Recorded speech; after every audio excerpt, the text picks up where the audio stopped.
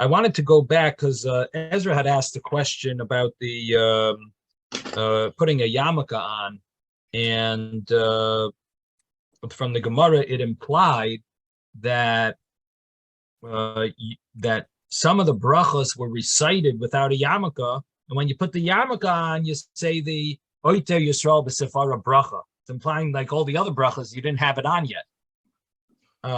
So there are different ways of learning the Gemara, and that is one way of learning it, is that it turns out that it's a machlokes if you're allowed to say Hashem's name according to halacha without a yarmulke. And one way of learning this Gemara would follow that understanding, that it would be permissible. The other way of understanding this is not referring to the yarmulke, but it's referring to something else, like a hat or some other garment that a person is wearing. Also because of a yid, in other words, there were different minhagim, different customs of putting on a hat or putting on some type of a head covering. Additional is not the yarmulke. A kerchief. Usually something else, like a scarf or a head covering or something. Right.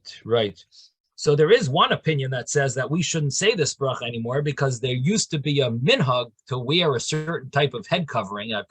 I'm guessing maybe in like some Sephardic, Arab countries, maybe they had some type of a covering that they would wear. I don't know. Tarbush, they call it too. But because we don't wear it now, so therefore that opinion says maybe you shouldn't say this bracha anymore. But obviously the custom is that we all say it, so we don't follow that view. But the tarbush is the same as a hat, so. Okay, when so then that would be it. Start kissing the tefillin by Otei Yisrael b'Sefara. Oh, interesting. Is there such a minhag to kiss the tefillin? Yeah, by Gevura you kiss your hand tefillin, and by b'Sefara you kiss your head tefillin. Interesting. Well, it does say pe'ercha chavosh alecha, right? It says your pe'er, your beauty is on you, and that's referring to the head tefillin. Right. So I guess it makes sense. Oiter Yisrael b'Sefara. I hope it makes sense. From that doing it for 50 years. I mean.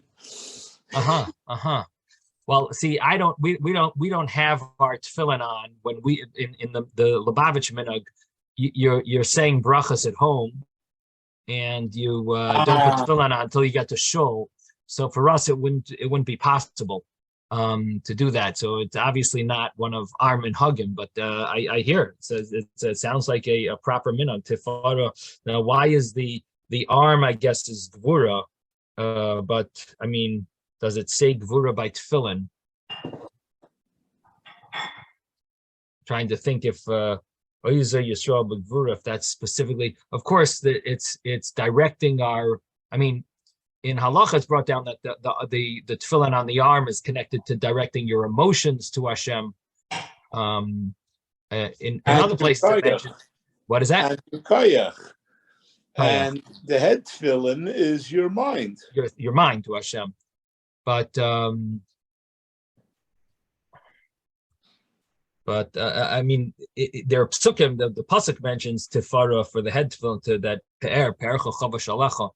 But I'm trying to think if it says gevura. I guess just arm. I guess the hand is automatically gevura. The arm is gevura. The Sephardim, I don't think do the kissing. No. Okay. Also, is maybe because also do you say the brachas with tefillin on, or do you say the brachas before you put your tefillin on? Normally, I put on my tefillin, then I say the brachot. And that's Sephardic minhag, or is that because you're davening in Young Israel? You're not sure. Let's put it this way: what I've seen of the Sephardic minyan in at the kollel, they normally put on tefillin, and then after that they say the brachos. Okay. All right. So then, right. So I guess it's not a well-known minhag. At least it's not. Maybe it's not a necessarily a Sephardic minhag, but. Okay, shkoyach. Don't they start the tefillah with the brachas? Not in Lubavitch. But, not in Lubavitch. In Lubavitch, everything starts at Hoidu. They start with the Sheyibana Beis Hamikdash and Haidu. That's the way it goes. Well, at the Kohelim now they go to Baruch, but the point is, I don't know. The point is, at most minyanim they start with brachos. Yeah, it's a beautiful thing. They say Shachar starts at 6:00. That's when they start brachos. Right. Yeah, you got to always ask whenever you hear when a shul starts. You have to ask them, "What do you mean it starts? Does it start with brachos? Does it start with haidu? Or does it start with yishtabach? Or yishtabach? Right. That's true. Right. But which is surprising, because what do they do about people who have to say Kaddish? If it starts at Yishtabach, they just skip that first Kaddish? I don't know. Yeah, that's that. I feel bad for someone who wants to say Kaddish and they lose out that Kaddish. Well, if you want to say Kaddish, the best place is Lubavitch. Because after the minyan, they have this Shir Malos and that. You got 5 Kadeshim there. Right. You know the joke about some guy goes to the Kaisel and he's saying Kaddish all the time. There's some guy, so they tell him, you're not supposed to be marbe b'kadeshim. So they tell him, why are you doing this? You're not supposed to. He says, is this a halacha? It says it somewhere that you're not allowed to be marbe b'kadeshim. They said, yes, it says it in Shulchan Aruch. You're not supposed to be. Yiskadav Kaddish Rabbanon. You're citing Torah, right? So he said Kaddish again. Okay. Now, so getting back to this, so there is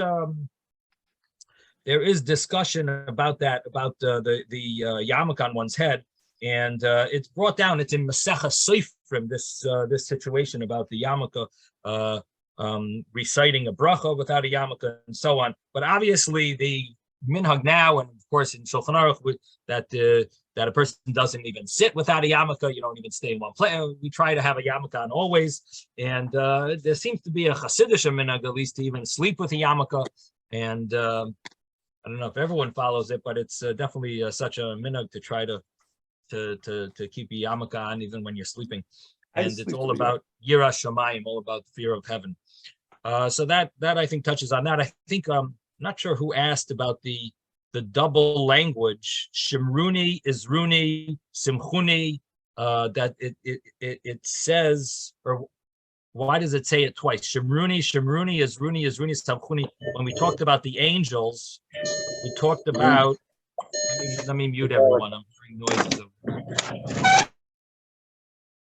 Okay, so the comment, one of the commentaries mentions that it has to do with you're asking the angels to protect you now and protect you in the future.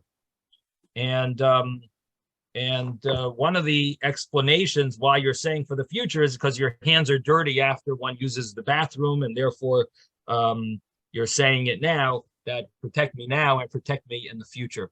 I did want to also mention, no one asked this, I don't think, but Gemara had mentioned about the angels that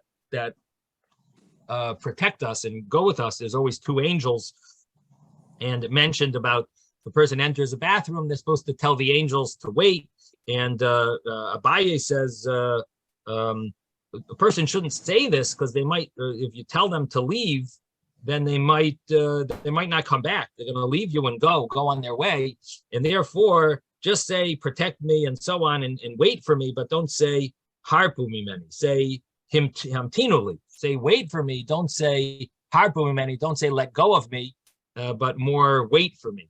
Because if you say let go of me, they might just take off.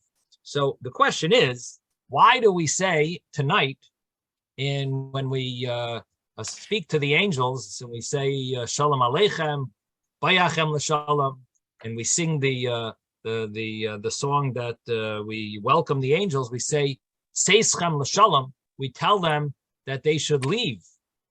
Don't we want them to stay? Are we like encouraging them to leave? Here in the Gemara, it's like, you sort of don't want them really to go. You want them to you want them to stay with you.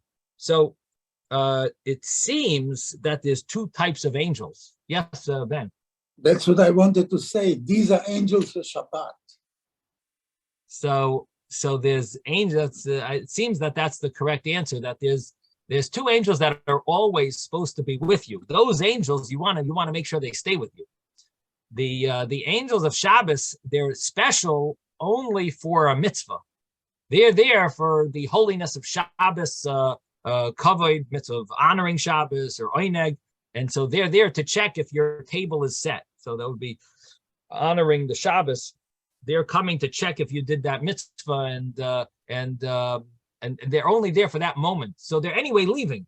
So you want to bless them before they leave. That they're gonna leave right when they see the table is set. They're leaving.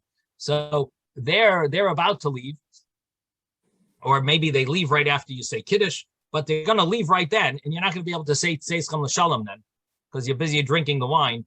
So it seems that's why we say Tzeischem L'Shalom before, because that they're leaving. These angels, they're actually meant to stay with you.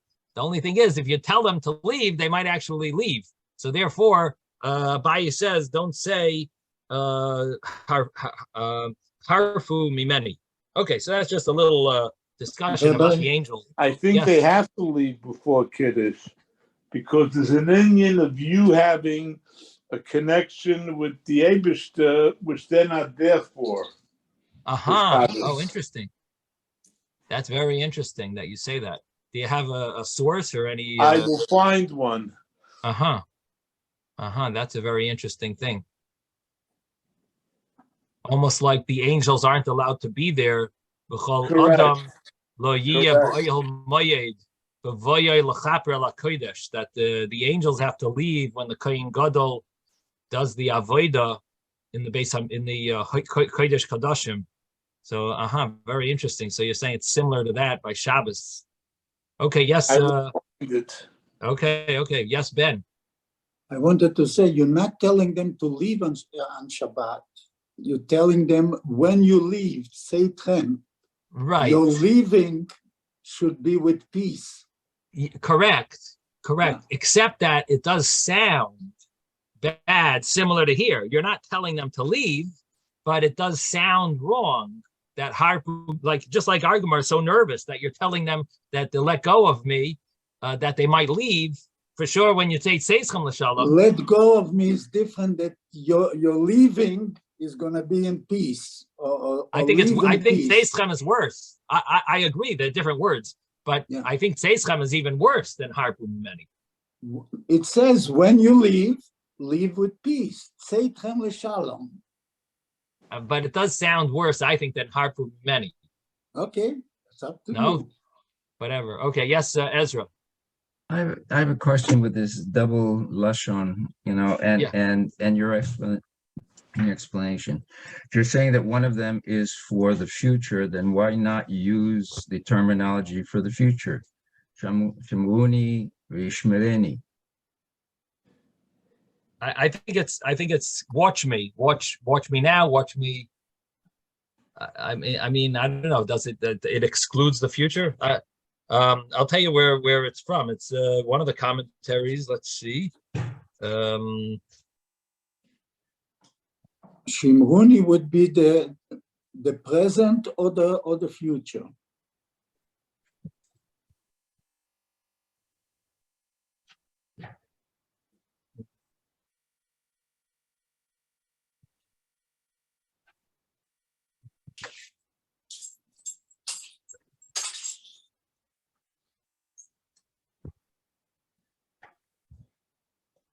So he brings it from the Marsha, and he brings from the Prisha that you're asking them, of course, because there's demons there, and also after you leave, that because your hands are not clean, you wouldn't be able to sit. Yeah, but he does bring another explanation here. Maybe you'll like this one better, that while a person knows, watch me now entering, and also protect me in the Beis HaKisei, that everything should work out with my body, and the body should be able to do its job in a healthy way. And so maybe that would be more present than future. Maybe you like that shot better. In other words, so one is about the demons, and one is about protect me, that it should that everything should be in a healthy way. Except the fact that the problem is that they're not there. So they're outside. So that's an interesting thing. It's you're asking to protect you, but yet he's not even inside the bathroom with you. The other thing I wanted just to clarify, I went back and I looked at a couple of the Sephardic Sidurim. Yeah. And it appears as if all the brachot are normally said before the putting on the tzitzit and the tefillin. And then we go directly into Kadesh li kol becho and etc. So it's sort of, maybe that's why. Maybe Is that what you mean? Maybe that's why they don't do the minhag of touching the tefillin. That's okay. That might be right. Generally you can see it from the way the siddur is set up. How when they expect you to put the tefillin on. Although it's not always definitely that way. It's interesting in the Lubavitch siddur, the tefillin it mentions it right after the Berachas HaTorah, right after you say all the morning brachas before Matoivu, but the actual minhag is not to put it on until a zehu makayman, which is like 3/4 of the way through the karbanis. So it could be a different minhag, even if the siddur is written one way. Sometimes the minhagim change. But okay, so it could be that that's why the you don't find them touching the tefillin by to your Sfara. Okay. Anyway, that I think touches on the Shimruni, Izruni, Samchuni, Hamtinuli. Okay. Then we are going to continue with the Gemara that we started yesterday. We started this new Gemara yesterday about what does it mean to thank Hashem for the bad, the same way you thank Hashem for the good. So actually, it reminds me, I did find an interesting Gemara yesterday. There's a Gemara in Pesachim that says that when a person, that nowadays we say the bracha dayon ha'emes and hatoiv ha'metiv. Nowadays, when something good happens, you say hatoiv ha'metiv. Bad is dayon ha'emes. But it says la'asid lavai. In the future, we're only going to say hatoiv ha'metiv. Even for bad things, we're going to say hatoiv ha'metiv. So one of the commentaries asks, what bad things are going to happen? La'asid lavai, in the future, there's no bad things. Everything's supposed to be only good. So the answer that's given is that in the future we're going to look back at the bad things and we're going to see how they really were good, and we're going to say hatoiv ha'metiv even on the bad things that look bad in the past. We're going to be able to say hatoiv ha'metiv on them because we're going to see the good.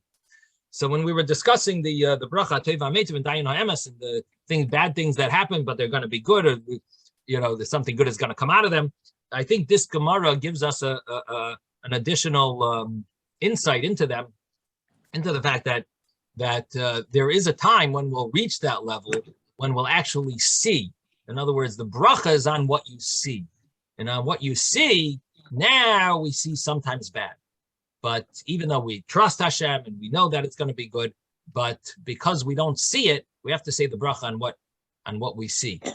But in the future, we're going to actually be able to see the bad, see the good, see the bad things, and we'll see how really they were good. And so in the future, we'll be able to say hatoiv v'hametiv even on the future. This is similar to a vart that it says, that Chassam Sofer says by It says Moshe wanted to see Hashem, and Hashem said, "You can only see my back. You can't see my front." You will see my back. You won't see my front. Some Sefer says what that means is that you can't understand everything that happens now. But hindsight, when Mashiach comes, when the time of Levi, in the future, you will be able to see Achayrai. You will be able to look back and understand what was going on.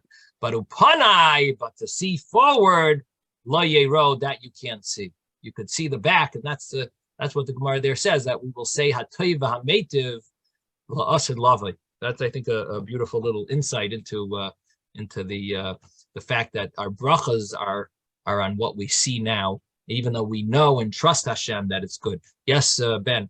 I thought somebody mentioned in another place that Rabbi Akiva said that you say Atov HaMetiv in the future, Atov HaMetiv and everything, because God does only good.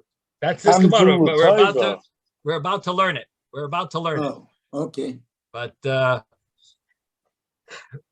it doesn't mention about his bracha hatoiv v'hametiv. It just says he said his terminology was this God whatever Hashem does, called David Rachmano l'tava. There's another Gemara that talks about Gamzu l'toiva. But Kol Man David Rachmano l'tava is Rabbi Akiva, which we're going to soon see in a few minutes. Well, that's the story of Gamzu. That's right. also Gamzu. Right. That's not our Gemara. That's a Gemara in Tainus, somewhere else. But there was one other thing that I wanted to mention about washing hands, where it says over here, when you wash your hands, you say the bracha untilas yadayim, which also is a similar question to the question of about the yarmulke, which is, until now you said brachas without washing your hands. And so the two understandings. One is that we are dealing with you washed your hands, but you didn't. You wash your hands for cleanliness, but you didn't wash your hands for the with the appropriate washing of the 6 times. So you didn't do a full netila. You just wash your hands for cleanliness before, and therefore you could say the brachas, but you didn't actually wash your hands the appropriate time. That's one way of learning. The other way of learning is that your hands are actually clean, because we're dealing with in the olden days when they were careful and their hands didn't touch anything that was unclean and so on, and they slept in a more pure way, and then their hands were clean. They were able to say the bracha. They were able to say brachas. But again, the point is that the bracha al netilas yadayim is when you wash your hands the 6 times, even if your hands are clean already, but you wash your hands the 6 times, you say the bracha al netilas yadayim. Now, what is the reason for washing the hands al netilas yadayim? So it's brought down that there's really 2 explanations. One is that it's for davening. For davening, because you're getting ready to daven, you say the bracha al netilas yadayim, wash your hands for davening. Another reason of al netilas yadayim is because you're a new person and you're getting ready to serve Hashem. So you're for the day. In other words, you're a new creation. And in other words, Hashem gave you your neshama back, and now you're starting your day with washing your hand. So it's not connected specifically to davening, but it's connected to the fact that you're about to you're a new entity. Now, the difference between these brachas is that you recite this bracha for mincha. Do you wash your hand? Do you have to wash your hands for mincha? Do you have to wash your hands for ma'ariv? Do you have to say a bracha washing your hands? And the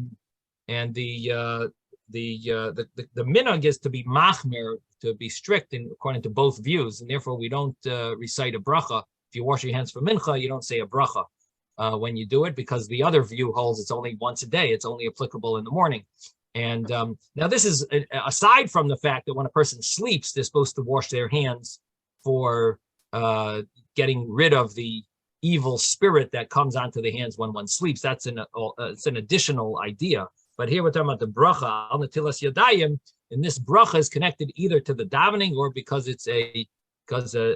you're a new creation and starting a new day. What about washing your hands to eat? So that's another netilas yadayim. It's not connected to this. This Yeah, connected. but do you say Shem Hashem? Yeah, of course. Yes, Yeah, definitely. That's okay. connected to the Kayanim would wash their hands before they ate truma, and they would make sure that they were tahar before they ate truma. So we wash our hands to make sure that to remind the Kayanim, so to speak, that they have to be careful before they eat holy things. Okay, so the Gemara continues, and it mentioned that Chayav Adam Levarech, a person is obligated to make a bracha on the bad, same way he makes a bracha on the good. And the Gemara said, what does that mean? Do you say Hatoiv HaMeitiv, even when bad things happen? We have our Mishnah said, you say Dayan HaEmes. So on this, I was telling you that in the future, we actually are going to say Hatoiv HaMeitiv on the past things that were bad. We actually will be translating the Chayav Levarech al Hara, Kshem Shem Levarech al HaToiva. The meaning actually is that we will say HaToiva HaMeitiv, but in this world we actually say on bad things Dayan HaEmes. So on this, the Gemara explains it's L'kabulinhu B'simcha, that we're supposed to accept bad things that happen, the same joy that we would have if something good happened, and we would say the bracha Teva Meitiv with great joy. We're supposed to say the bracha. We're supposed to feel that same joy, and when we say the bracha Dayan HaEmes. Now the Gemara now says psukim for it, and that's where we are up to. So let me tell you what line. Same line as yesterday. Amar Rav Acha, we're starting. We're 9 lines up. No, 10 lines up. 10 lines up from the bottom of the page. Page 60b, Samach Amad Beis, 60b. Amar Rav Acha Mishmei Mishum Reb Levi. Rav Acha says in the name of Reb Levi, my kra. What is the pasuk that you're supposed to be saying praises to Hashem with the same level of joy as when you recite the bracha for good things? You say the bracha with the same joy even when bad things happen. So he says, what's the pasuk? Mikra. That said, umishpat ashira l'cha Hashem azamera. L'cha Hashem azamera. That said, mishpat ashira l'cha Hashem azamera. That kindness and mishpat in judgment, I will pray, I will sing. To you, Hashem, I will sing. So what does this mean? Im chesed ashira, im mishpat ashira. Whether with chesed I will sing, or with judgment I will sing. In other words, it's the same. See, I'm going to sing the same way. With that. That's what David HaMelech said in Tehillim, that I will sing to you the same way with chesed or with mishpat. It will be the same ashira. Rav Shmuel bar Nachmani Amar Meihacha. Rav Shmuel bar Nachmani said from another pasuk, also in Tehillim, B'Hashem halal davar, b'Elokim halal davar. The name Hashem refers to chesed, and the name Elokim refers to gevura. Chesed is kindness, gevura is strictness or discipline. So, B'Hashem halal davar, in Hashem, to Hashem, I will thank you for this matter. B'Elokim halal davar, to Elokim, in other words, for something that Hashem expressed himself in the name Elokim, in other words, gave me some type of discipline, a halal davar, I will praise Hashem for this matter. Hashem halal davar zumi the toiva, this is for something good that happens, because he uses the term Hashem. In other words, Hashem is expressing the Yud Ke Vav Ke element. Belakim halal davar zumi das peronos. When it says Elokim, that's the gevura, that's a strictness or discipline, and that's referring to some type of punishment that a person also is, or David HaMelech said, I will praise Hashem, which means every person should praise Hashem the same way. A halal davar for Hashem, a halal davar for Elokim. Rav Tanchum Amar Meihacha. Rav Tanchum says from another pasuk, the cup of salvation I will lift. I will lift up the cup of salvation, and the name of Hashem I will call out. Sara v'yagin emtza uv'shem Hashem ekra. And then it says the same way. Sarah v'yagoin. Saras and sorrow I will find, and I will call Hashem. I will call on Hashem's name also. In other words, whether I find good, whether I have salvation, or whether I have some tzaras, chas v'shalom, I will call to Hashem in the same way. Rabbanan Amri Mehacha, and the rabbis say from another pasuk, Hashem nasan, Hashem lokach, Hashem gave, and Hashem took. Yishem Hashem avayrach. Hashem should be blessed either way, whether Hashem gives or Hashem takes. Either way, the name of Hashem should be blessed. Amar Rav Huna. Rav Huna says, Amar Rav, in the name of Rav, Mishum Reb Meir, in the name of, from Reb Meir. And it's also learned in the name of Rabbi Akiva. It's very interesting. Rabbi Akiva, the question how to spell his name, is it with an aleph at the end or with a hey at the end? That's very applicable, especially to laws like of Gittin. You have to write the name correctly. And so you have to know how to, there's a whole discussion on all the laws of Gittin, all the names. And so Akiva, so the Or Zarua, one of the great scholars, halachic authorities, had a dream that it says Or Zarua, that he saw in his dream, Or Zarua la tzadik ula yishrei lev simcha, that the end letter of that pasuk, we actually say this pasuk at the beginning of the Yom Kippur davening, Yom Kippur night. Or Zarua la tzadik ula yishrei lev simcha. So the end of, if you take the first the letter, the end of that pasuk, it spells out Akiva, and that the way it's spelled would be with a hey. So he said, I just got a revelation that's how I'm supposed to spell. That's how you're supposed to spell Akiva, is really with a hey at the end. So. In fact, that's why he named his sefer Or Zarua, because of that dream that he had, where it sort of answered a question that he was bothered with about how to spell Akiva. So, interestingly enough, the Gemara always spells Akiva with an aleph, but the Or Zarua said this was a clarity to him that it's really the actual spelling is supposed to be with a hey. And the Chassam Sofer explains that the reason why the Gemara spells it with an aleph is because of our story in the Gemara where Rabbi Akiva died when he said Echad. And so because of that, we end his name with the letter aleph, symbolizing how he passed away al Kiddush Hashem, and he had the name of Hashem, the name Echad on his tongue. That's why his name is spelled Akiva throughout the Gemara, even though the proper way of spelling Akiva is with a hey. So that's a little story about Rabbi Akiva. Okay, so the Gemara here says the person should always be familiar, used to saying that whatever Hashem does, He does for the good. L'tavav. He heard Rabbi Akiva, like the story of Rabbi Akiva, he was going on the way. He reached a certain city. He was looking for a inn, wanted to sleep, to place to sleep. And they didn't give it. In other words, he wanted to find someone and invite him to stay there. No one offered him to stay. Amar, so he said, "Call David Rachman al Tava. Whatever Hashem does is for good." Okay, don't have a place. Azal uvas b'dabra. So he went and he slept in the field outside the city. Vahava bahadei tarnagoyla. He had with him a rooster, v'chamara, and a chamor, a donkey, ushraga, and a candle.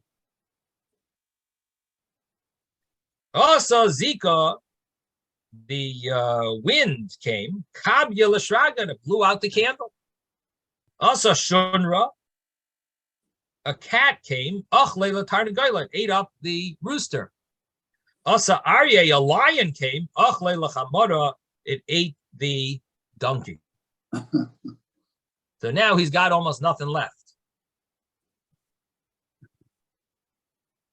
Amar, Rabbi Akiva said, call the Yavid Rahman al-Latav. Whatever Hashem does, he does for good. Bei Belelia Asa Giyasa. That night, troops came. Shabia Lamasa, and they captured this city. And so Rabbi Akiva was lucky that he was not in the city.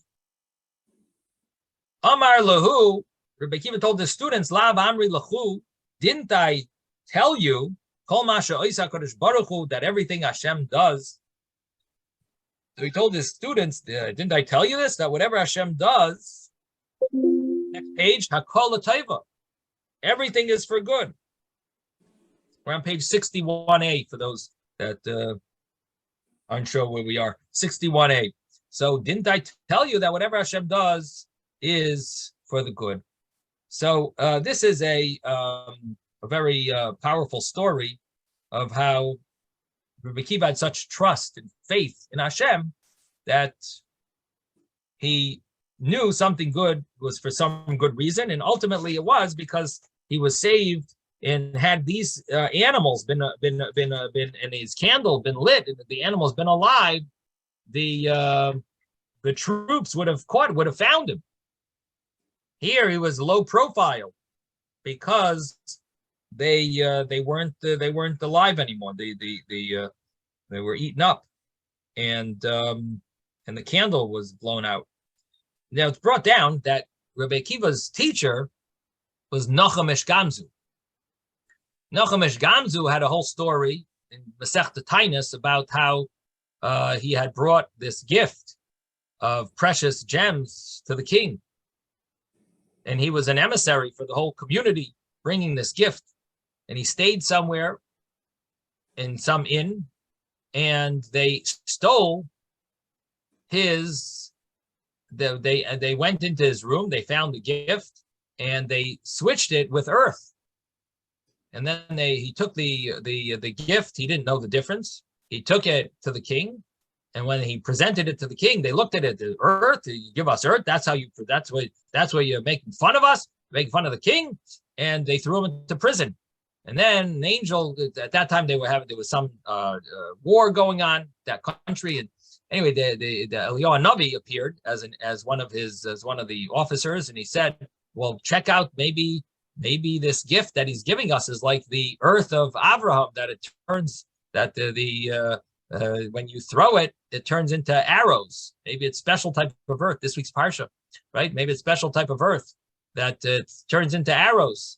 And sure enough, it worked, and they won their enemy.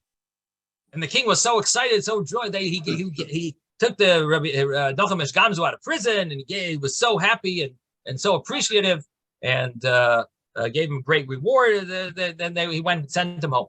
Anyway, when he went home, he stopped off in the same inn, and they asked him what happened. How did it go? He said, "Oh, they're so happy. There was earth. And somehow, I'm not sure how this happened, but there was earth, and it turned out to be great benefit to the king. So they heard this story. They decided they'll also bring a gift of earth because they knew where the earth came from. It came from their backyard, because they were the people, the owner of the hotel, of the inn. He was the one who put the earth there. He had all the jewels. So he brought the earth and went to the king and said, "The king, I have a great gift. I have this special earth." So they tried it. It didn't work.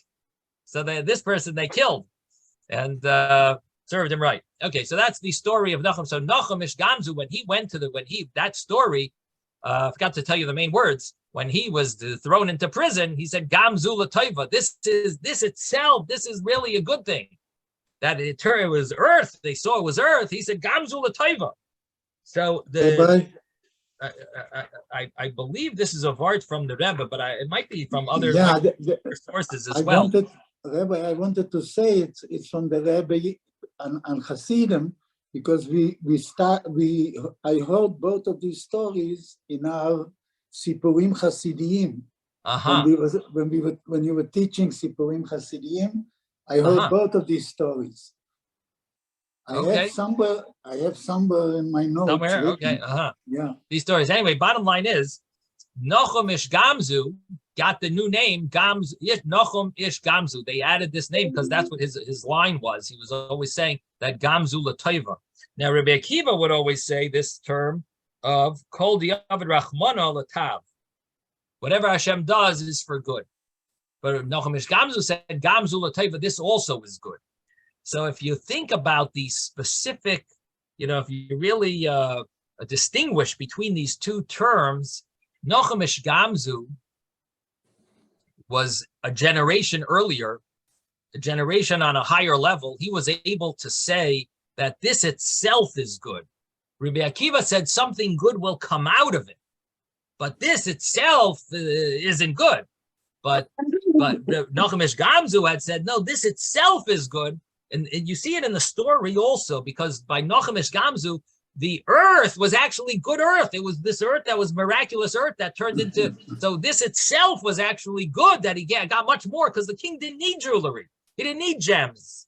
But they had this enemy, they had these enemies fighting wars with him. It helped him. It was mamish. This was actually good that he brought that, because it made him so much more appreciated, and it fulfilled the king's needs. But here in this story, a generation later, on the level of this generation, Rabbi Akiva was on a level where you could say something good will come out of this. But this itself, you don't see the good itself in this. You see that something good came out. In the end, he didn't get captured. Nothing bad happened. But it's not like this itself was something that was something positive. That something positive came out of it. Okay, so that's the story of Rabbi Akiva, the Kol David Rachmana L'Tav. Now comes the next Gemara, where it says, "V'Amar Rav Huna," and Rav Huna said, "Amar Rav," in the name of Rav, "V'Shum Reb Meir," in the name of Reb Meir, from Reb Meir. That another statement, "Li'olam Yudvav Shaladam Muatim." Always the words of a person should be muat. Muat could shorten, short. Person's words should be short, l'fnei HaKadosh Baruch Hu, before Hashem, which also means like humble or soft. Shenemer, as it says, al tevahel al picha. Do not what it means to say is don't scream or don't speak strictly, don't have strict words on your mouth. But I'm not sure, behola, I guess, is more like bewilderment. Don't have words of bewilderment on your mouth. But libchal yemaher, and don't fast in your heart. Don't be fast, l'haitzi davar l'fnei holikim, to let out a word before Hashem. In other words, against Hashem, because Hashem is in heaven and you are only on earth. So because of that, you don't understand the ways of Hashem. Therefore your words should be soft. So that's one That's one of the explanations here. Your words should be soft, meaning don't question Hashem. It basically continues this previous idea that whatever Hashem does is for good, and he bases it on a pasuk in Koheles, and the meaning behind it is because Lekim Bashamayim Viata Al Haaretz, which is really an answer to all problems. Whenever you think of the fact that Hashem is in heaven and you're just on earth, you have a very tiny glimpse of what's going on from the sky. You can see everything. Yes, Ezra. No, that's what I was going to say. That Hashem sees the big picture. You just get to see one little point where you are. Thank you. Yes. Okay. So the next Gemara then says, and this is an interesting Gemara about creation of man and women. Man and Adam and Chava, and the Yetzer Tov, Yetzer Hara. So let's begin. Darash Reb Nachman bar Rav Chizda. Rav Nachman darshaned. Rav Nachman, the son of Rav Chizda, darshaned as follows. He expounded as follows. What does it mean in the pasuk? It says an interesting word. Yetzira means to form or create, but here it uses two yuds, which is a little surprising. So the Gemara says, what is the meaning of Vayitzer Hashem Elokim Asa Adam b'shnei yud, and why does it say it with two-letter yuds? So the Gemara answers, Shnei Yitzarim bara HaKadosh Baruch Hu, Hashem created two Yitzers.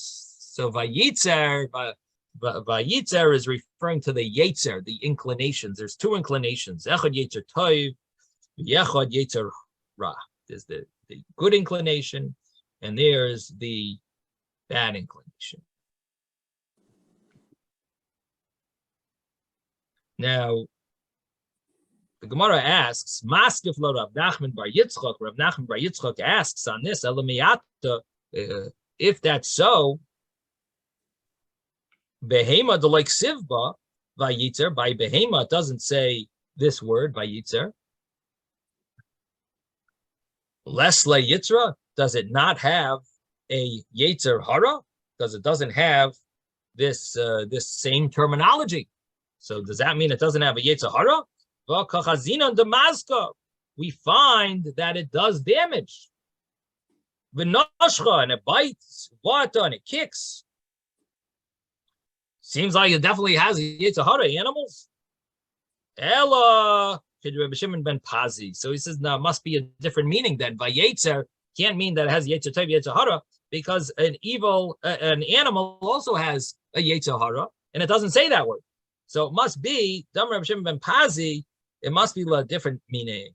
That why does it say Vayetzer with two yuds? Because oili mi yotzri v'oili mi yitzri. So it gives one way of explaining it, is woe to me from my creator, who's going to punish me if I follow the Yetzer Hara, if I follow my evil inclination. Woe to me, mi yotzri, from my creator. Oili mi yitzri, woe to me from my Yetzer, that when I don't go after him, oh boy, is he going to make it tough with bad thoughts to do a sin. He's going to try to get me to sin. And when I don't listen to him, woe to me from all the challenges that he gives me that I don't listen. So if I listen to him, I am going to be punished by Hashem. If I don't listen, I'm punished by the Yetzer Hara, who keeps on throwing these challenges that tries to get me to think of Avedus, to try to convince me to do these sins, thoughts of sin. So I am doomed. No matter what I do, I am doomed. Either with my desire to sin, or with my or that I control myself from, but I'm challenged. Or if I do sin, so I don't have the challenge anymore, but I'm punished from Hashem. So that's the Vayetzer, is the two yuds is basically as if it says Vayetzer twice, which would refer to the two woes of my Yotzer and Yetzer. So that's Vayetzer. He gave me the woe of Yotzer, and Vayetzer or Vayitzer is also the woe from the Yetzer Hara. So I have both of those woes. So that's a reason why it says double. Rabbi, was the Torah written with Nikud? I just want to say one thing before you tell me this. Okay. That the Marsha has another shot here, and that is that the Vayetzer, it's darshaning that the word Vay, the Vav Yud, is the woe, and Tzaddik Reish is the Tzaddik in Russia. So it's like it says it twice. In other words, the two Yuds emphasize that the word is as if it's spelled twice. And it's like woe twice, Vay. And the Tzaddik in the Russia, one is Vayetzer for the Tzaddik, and the Reish is the woe for the Russia, meaning however you act like a tzaddik, you're gonna have the woe from the Yetzer Hara bothering you to sin. If you act like a Russia, you're gonna have the woe from Hashem punishing you for your sin. So that's the two ways of darshaning. So the first shot that I gave you was as if it says Vayetzer twice, that you have these two yotzers, the woe, two woes from a yotzer and a yetzer. But this other shot is connected to the letters, the vai, tzaddik, and reish, tzaddik is a tzaddik in Russia. So another shot. Yes, Ben, you wanted to say something. I wondered if the Torah, when it was written with nikud. No. So that's why there is the chtiv and the of course. Yeah. So it's all oral. You can read it different ways, but right. But it's written now. It's explained now in one form. Right, for sure. It has to. Yeah, that's all given over Messiah, our tradition, and it's part of the Torah Shabbal Peh, the oral Torah. Okay, so the Gemara continues, and it says Inami, or another pshat, that why does it say Vayetzer to the Rabbi Yirmiyah ben Elazar, like Rabbi Yirmiyah ben Elazar says, Rabbi Yirmiyah ben Elazar, that Rabbi Yirmiyah ben Elazar says, do partsufin, that Vayetzer is like it says, with the fact that it says two yuds implies that there's something double over there. When Hashem created man, it says two yuds because there's du partsufin, there's two faces. Hashem created Adam, Baruch Hu, Adam Arishain. He created Adam Arishain with two faces.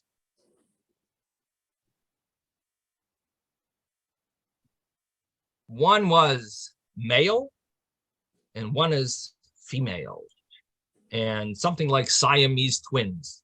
Shenemar, as it says, Achar v'kedem tzartani, you created me a back and a front, which means that in the back I also had a face, just like I have in front.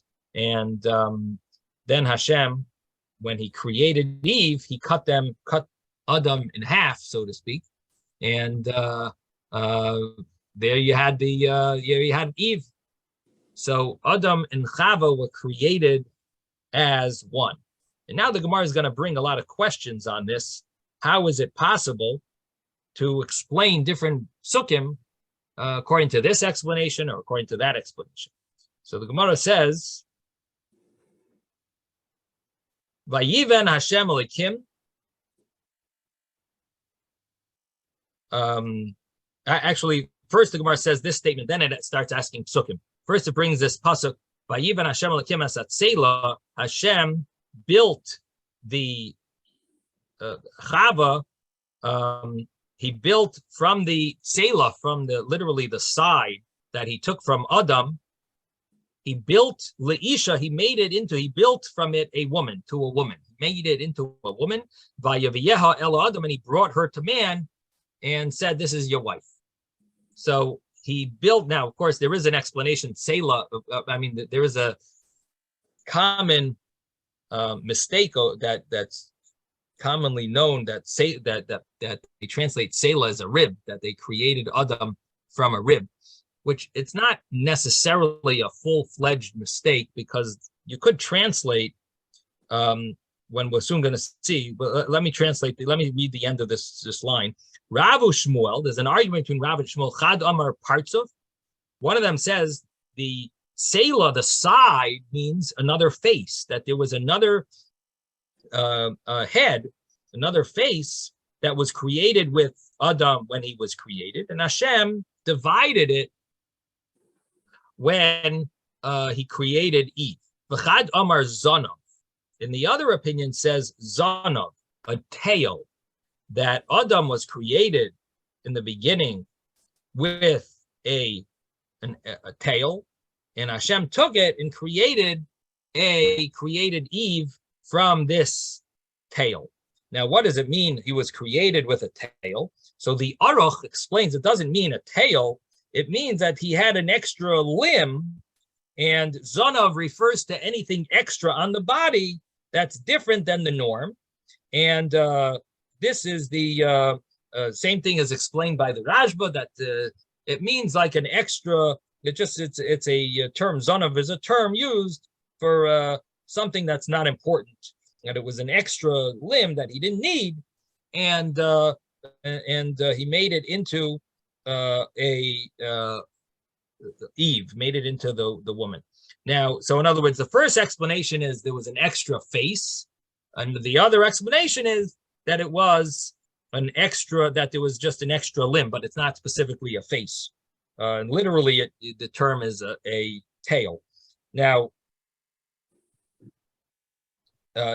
it's possible, one of the commentaries does say that maybe you could say that this extra limb was a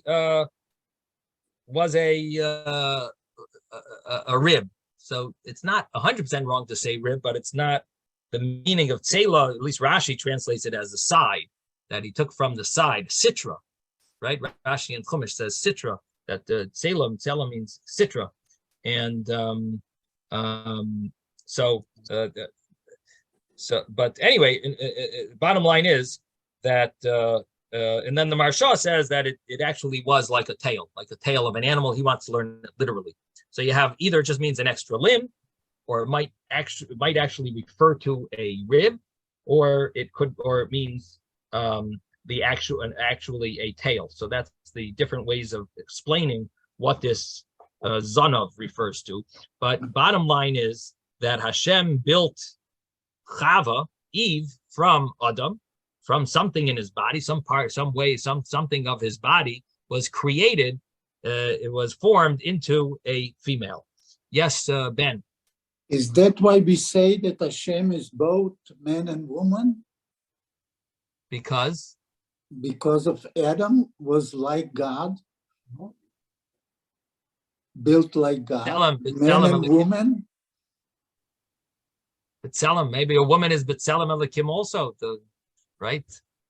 So no, that he represents both, and Adam represented both. Right, maybe. Rebbe? Okay. Yes. On Yitzchok l'Shalom. Yeah. One, why do we say goodbye to them so early? Rav Yosef Yitzchok of Lubavitch explained that it is in bad taste to eat while others who are not eating, or in this case cannot eat, are watching. So that's why we say Yitzchok l'Shalom. Wow. Shem Shmuel says that as a person moves to higher madregas, they interact with different levels of malachim. Interpret that any way you like. According to their level, Shabbos lifts each of us to a higher level, and so as Shabbos starts, not only do we welcome the malachim of Shabbos, which guide us through the day, but we also say goodbye to the weekday malachim that have helped us through the previous week. Oh, so it's the Seichem L'Shalom is for the other angels. Different malachim. According to the Shem Shmuel. Very interesting. Okay, we have to stop here. I want to wish all of you a very good Shabbos. Sei gesund. Have a great Shabbos. Thank you. Thank you, everyone. Shabbos, everybody. Bye-bye. Hey, Rabbi. Shabbos to everybody. Thank you.